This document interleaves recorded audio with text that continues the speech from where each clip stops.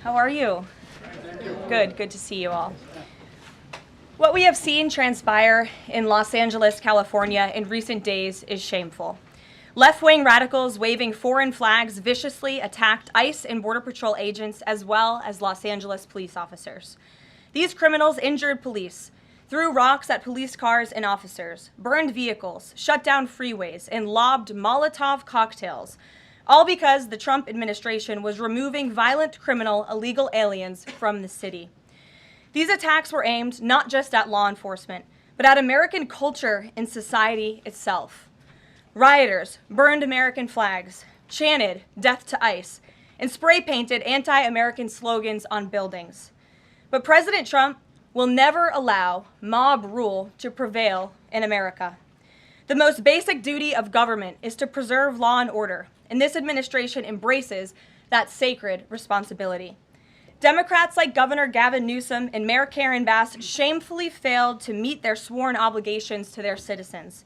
They didn't have the courage to do the right thing and protect law-abiding Californians from rioters.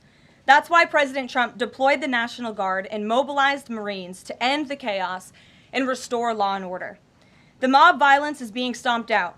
The criminals responsible will be swiftly brought to justice, and the Trump administration's operations to arrest illegal aliens are continuing unabated. When the initial immigration enforcement actions took place on June 6th, Mayor Bass took to social media to say she was deeply angered by what has taken place.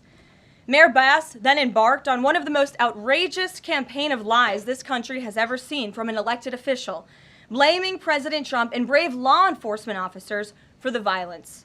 She accused heroic American immigration and customs enforcement officers targeting illegal alien murderers, rapists, and pedophiles of, quote, sowing terror in communities and disrupting basic principles of safety in our city.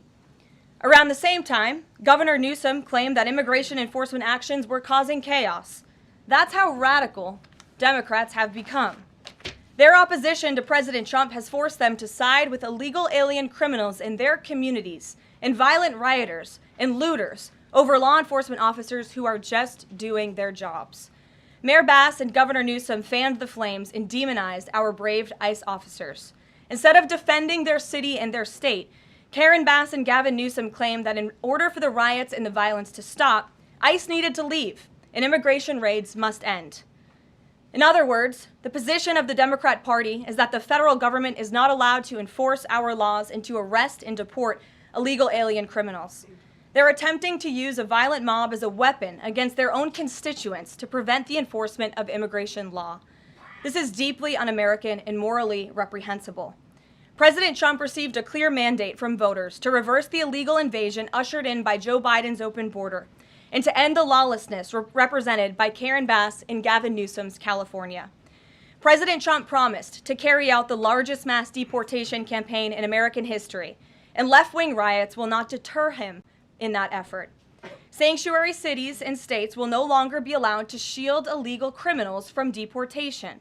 Just take a look at some of the illegal monsters who were taken off the streets in Los Angeles in recent days. A Vietnamese national, a known gang member with a conviction for second-degree murder. A Mexican national with convictions for child molestation who was armed with a dangerous weapon and had previous arrests for robbery and domestic violence. A Filipino national with convictions of rape, assault, burglary, and theft. A Mexican national convicted of statutory rape, narcotics violations, and hit and run. A Nicaraguan national with convictions for domestic violence and hit and run, and a previous arrest for willful cruelty to a child. And an illegal alien from Mexico who was arrested after allegedly throwing a Molotov cocktail at law enforcement officers during the Paramount riots on Saturday. He is now being charged with attempted murder. Law-abiding American citizens do not want these public safety threats living in their communities, no matter what Democrats like Karen Bass and Gavin Newsom may claim. And let this be an unequivocal message to left-wing radicals in other parts of the country who are thinking about copycatting the violence in an effort to stop this administration's mass deportation efforts. You will not succeed. Any lawlessness will only strengthen this president's resolve to defend the majority of Americans who want to live their lives peacefully, free from the fear of violent criminal illegal aliens. As President Trump said, order will be maintained and illegal aliens will be expelled from our country. In economic news, the latest Consumer Price Index inflation report came in today below expectations again. Since President Trump took office, inflation has come in below economics expectations every single month. Core inflation held steady and remains at the lowest level since March of 2021. Wage growth remains strong. The average private sector worker is on track to see their real earnings increase by around $1,200 adjusted for inflation. And prices continue to fall for everyday Americans. Energy prices fell from April to May. Gasoline has fallen each month since President Trump took office, down 12% over the past year. And prices for meat, poultry, eggs, and fish are all down from April to May as well. Under President Trump's strong leadership, America is beating Joe Biden's record-high inflation crisis. And once the One Big Beautiful Bill passes, our economy will boom like never before. This bill is the largest tax cut for middle-class Americans in history. The One Big Beautiful Bill gives a 15% tax cut to working Americans and families. We'll see increased take-home pay of $10,000 per year. The One Big Beautiful Bill expands the child tax credit to $2,500 for more than 40 million American families with children. And the One Big Beautiful Bill cuts taxes for overtime workers, saving them nearly $2,000 per year, and ends taxes on tips, saving tipped workers nearly $2,000 per year as well. All of these provisions are broadly popular with an overwhelming support from the American people. We need Republicans in Congress to finish the job and send the One Big Beautiful Bill back to President Trump's desk for his signature as soon as possible. With that, we'll get to questions. I'm sure you have many of them today. Here in our new media seat is Elizabeth Mitchell, the White House correspondent for the Daily Signal, who's not afforded a seat in this room, but today she is. Thank you, Elizabeth. Thank you so much, Karoline. I have two questions, if that's okay.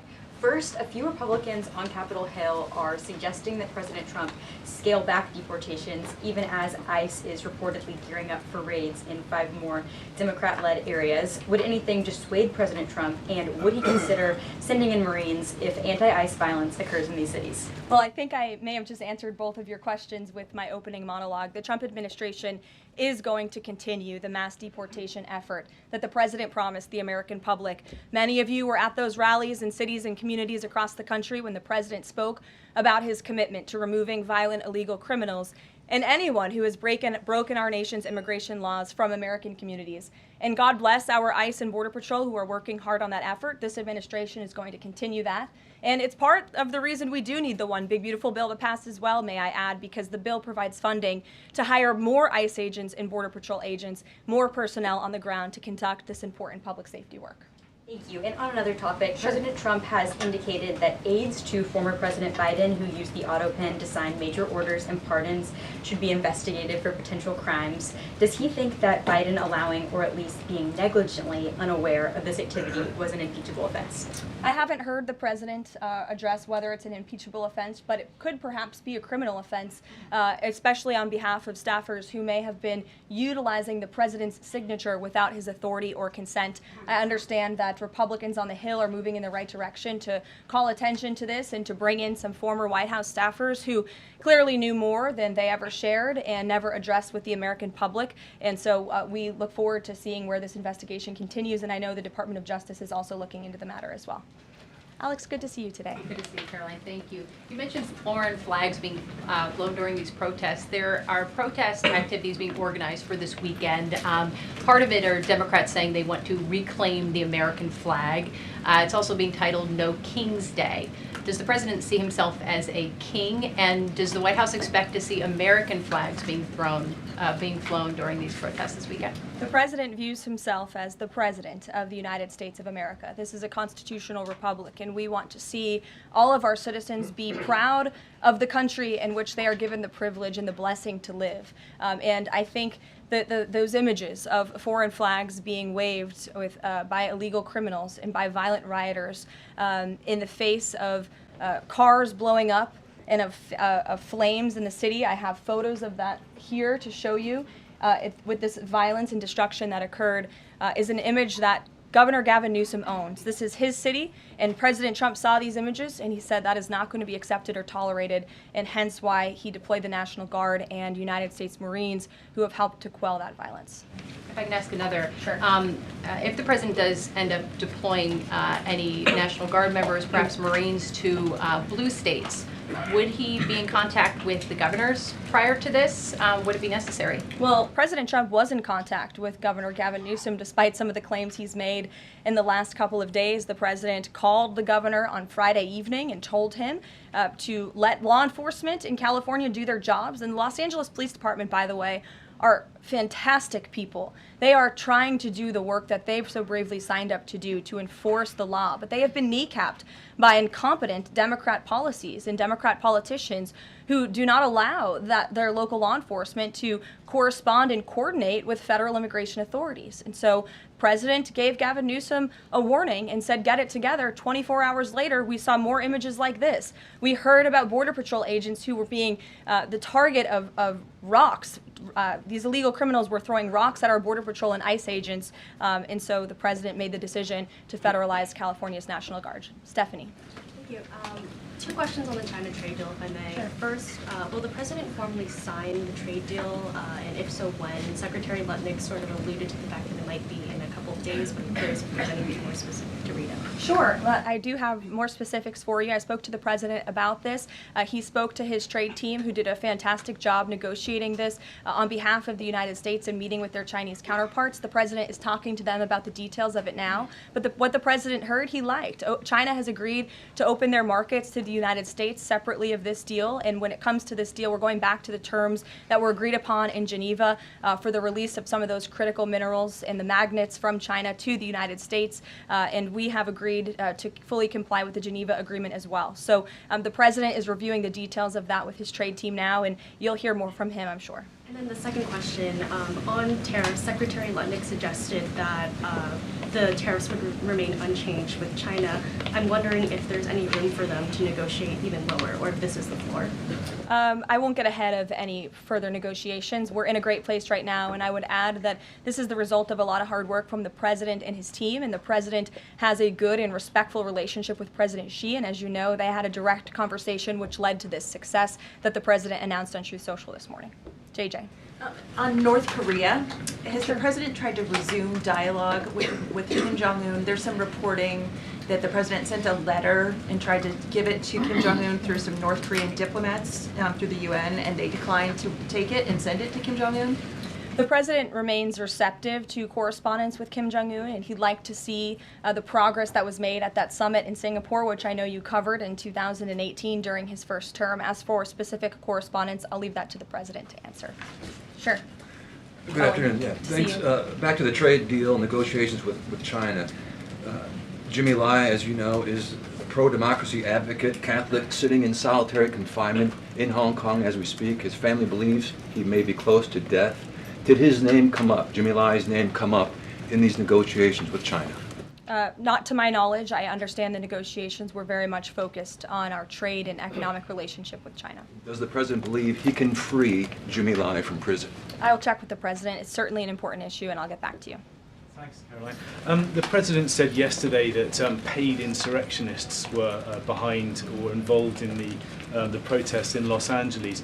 Does the White House have any more details about who they believe is paying these protesters? The president spoke about this last night when he returned from Fort Bragg, because frankly the president has a lot of common sense, and if you look at some of the imagery that we have received from the Department of Homeland Security and ICE and law enforcement who are on the ground, you will see boxes and boxes of very professionalized masks and rioting equipment being dropped off for these protesters. So it's a good question the president is raising, and one we are looking into, about who is funding these insurrectionists and these rioters and these protesters and these illegal criminals. And I have updates for you on the numbers, by the way. Since June 6th, there have been 330 illegal aliens that have been arrested as part of these riots in Los Angeles. 113 of those illegal aliens had prior criminal convictions. And overall, and this includes arrests of American citizens, there's been 157 people arrested for assault and obstruction-related charges, including the attempted murder of a police officer with a Molotov cocktail. So who is funding these illegal aliens who are coming in with this very professional riot gear? It's a question everyone in this room who cares about truth should be asking. And we encourage your help in trying to get to the bottom of that question. Indina. Thank you, Karoline. About Elon Musk, he issued an apology this morning. Has the president accepted the apology, or does he think it's too little too late? The president acknowledged the statement that Elon put out this morning, and he is appreciative of it, and we are continuing to focus on the business of the American people. And has the administration started a review of Musk's government contracts, something that the president said he's considering? What do you mean by that? Has the administration started a review of the contracts that Musk and his companies currently have? No efforts have been made on that front as far as I'm aware. And just one more, if I may, on just everything sort of we've seen so far with the president's response to the LA protests. There is criticism that seems to suggest that the president responded the way he did because it was a deliberate, calculated attempt to sort of shift focus away from his feud with Musk. How would you respond to that? The president responded to the LA riots, condemning the violence to from Musk. That's an incredibly disingenuous attack. The president saw images of Border Patrol and ICE agents being hailed with rocks and Molotov cocktails. He saw vehicles being burned to the ground with illegal aliens flying foreign flags, and that's what prompted the president to have this response that has clearly worked, because last night in Los Angeles you didn't see many of those images. And I would add the governor and the mayor need to actually do more. I know Gavin Newsom had a big address to the nation last night. I guess he thought that's what it was for maybe his future political ambitions, but he spoke a lot of words. We haven't seen action. California has been a mess for years because of the incompetence of Gavin Newsom, so the president was responding to that only. Caitlin. Caroline, 2 questions for you. Sure. Over the weekend, Secretary Noem sent a memo to the Pentagon asking Secretary Hegseth to have and direct the military that's on the ground in LA to arrest and detain what she said were lawbreakers. Is the president okay with that? And under what authority would the members of the military be able to arrest people inside the United States? I can't speak for a letter that came from the Department of Homeland Security. I can't speak for the president and what's currently happening on the ground now. And as you know, the president federalized the National Guard under U.S. Code 10, which he has the authority to do. And our United States Marines and the National Guardsmen and women who are on the ground right now are helping to create a peaceful environment for ICE and Border Patrol, who were being, again, hailed with rocks, who were being violently and viciously attacked. They needed reinforcements, and so our United States Marines who are on the ground are providing those reinforcements to ensure the environment is peaceful so that these raids and deportations can continue. But he realizes they can't actually arrest people unless he invokes the Insurrection Act, which, I mean, seemingly was not something that was in Secretary Noem's memo, a clear distinction she did not make there. Again, you're trying to conflate a letter that was sent to the Department of Homeland Security to the president's legal authority. The president understands the legal authority that he invoked, and that's the current situation right now. When it comes to federalizing the National Guard, what is the specific criteria that the president is using for when he's deciding to do that, and in which states? The president was asked and answered this yesterday. He wants to see an end to the chaos and the violence. He doesn't want to see law enforcement officers being attacked. He wants to see peace. He wants law-abiding Californians to be able to bring their kids to school, to be able to go to work without seeing this violence in the streets. That's what the president's hoping for, and that's why he's taken this action. John. Thanks a lot, Caroline. 2 questions on 2 separate topics. One has to do with the military parade taking place here in Washington this weekend. There's a lot of security around the White House complex, around the Capitol complex, even along the tidal basin. Is that just proactive? Are you expecting anything in particular in terms of unrest like we've seen in Los Angeles? These are proactive security measures to protect those marching in the parade, many of whom will be veterans and our brave men and women in uniform and Gold Star families. There's going to be military families from around the country who are flying into this parade. And of course, it's to protect the spectators who will be enjoying this incredibly patriotic show on Saturday, and I hope you all join us there. And then secondly, Secretary Pete Hegseth testified on the Senate side of the Capitol today, and he was asked about America's, the administration's view of Vladimir Putin's intentions. And specifically, it was asked whether or not his intentions go beyond, his territorial ambitions go beyond Ukraine. When that question was posed to the chairman of the Joint Chiefs of Staff, General Kane replied that he does believe that his territorial ambitions go beyond Ukraine, but Secretary Hegseth says it's not clear at this point. How does the president view this issue? The president has spoken on this. He said, as he calls it, he believes Ukraine was always the apple of Putin's eye. And he made it very clear to Putin in his first term not to invade Ukraine. Putin didn't invade Ukraine because of President Trump's peace through strength foreign policy agenda and the effective deterrence policies that he implemented in the first term. Unfortunately, because of the weakness and incompetence of the previous administration, Vladimir Putin made the decision to invade Ukraine, and now we have this brutal war which the president is working very hard to end. Jasmine. Thanks so much, Caroline. The president warned that any protests on Saturday would be met with force. Can you clarify what kind of protest President Trump does support or find acceptable? The president absolutely supports peaceful protests. He supports the First Amendment. He supports the right of Americans to make their voices heard. He does not support violence of any kind. He does not support assaulting law enforcement officers who are simply trying to do their job. It's very clear for the president what he supports and what he does not. Unfortunately for Democrats, that line has not been made clear, and they've allowed this unrest and this violence to continue, and the president has had to step in. So if there were peaceful protests on Saturday for the military parade, President Trump would allow that? Of course the president supports peaceful protests. What a stupid question. Raquel. Thank you so much, Thank you, Caroline. Raquel, and then I can go to you, Francis. Go. Thank you so much, Caroline. I have two questions. One about Israel. Yesterday, the U.S. ambassador to Israel said the U.S. no longer is pursuing the goal of an independent Palestinian state. Can you confirm that the president is no longer supporting a two-state solution?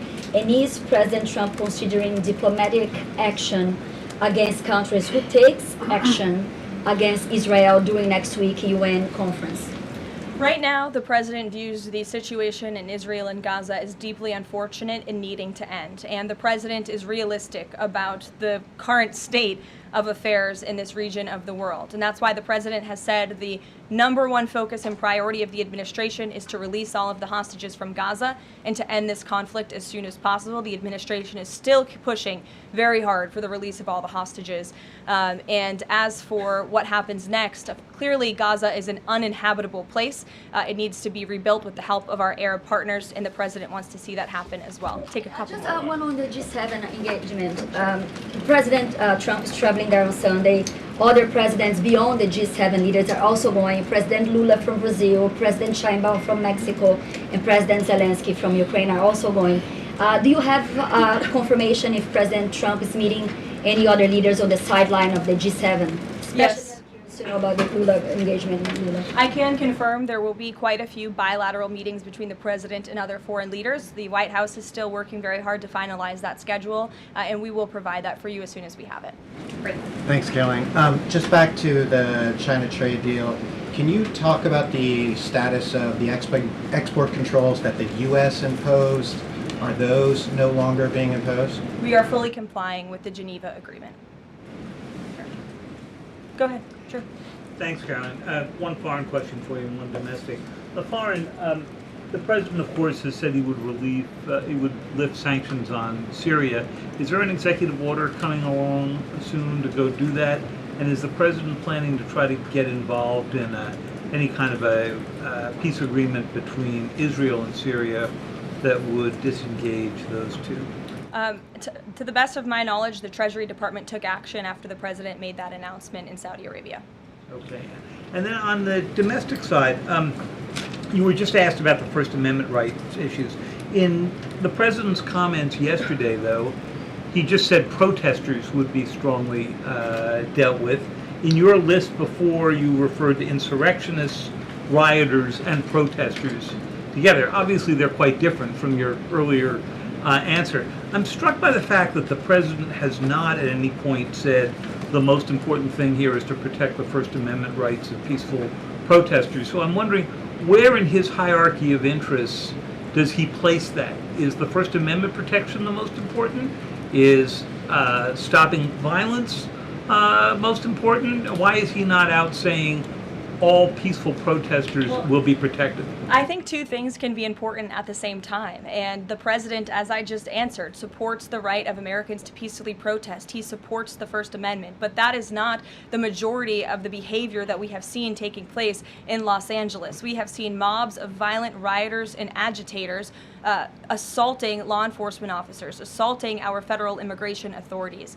And we have seen, as I said, this goes back to what this administration is trying to do and accomplish, and that's enforcing law and order in our nation's communities. And it's removing public safety threats from communities in Los Angeles. You're saying the majority have not been peaceful, the majority have been violent. I just read for you the arrest numbers. We've arrested nearly 400 illegal aliens alone, just illegal aliens who have been arrested in these riots since June 6th, since they began. Thousands of people We've on the streets. Yeah, and we've had hundreds of people who have assaulted law enforcement officers. Are you saying that that's that's appropriate behavior? Are No, you no, saying I'm not that saying the that at all. president I'm shouldn't just take trying to action? figure out- The Democrat governor and the Democrat mayor of Los Angeles have failed their citizens. And the majority of Americans, the majority of Californians do not want to see law enforcement officers being assaulted in the streets. And thankfully, the president took action and stepped in to protect our federal law enforcement agents, to protect federal buildings, to protect the federal mission of deporting illegal criminals off of our streets. And that mission will continue every day as far as we're concerned. Thank you, guys.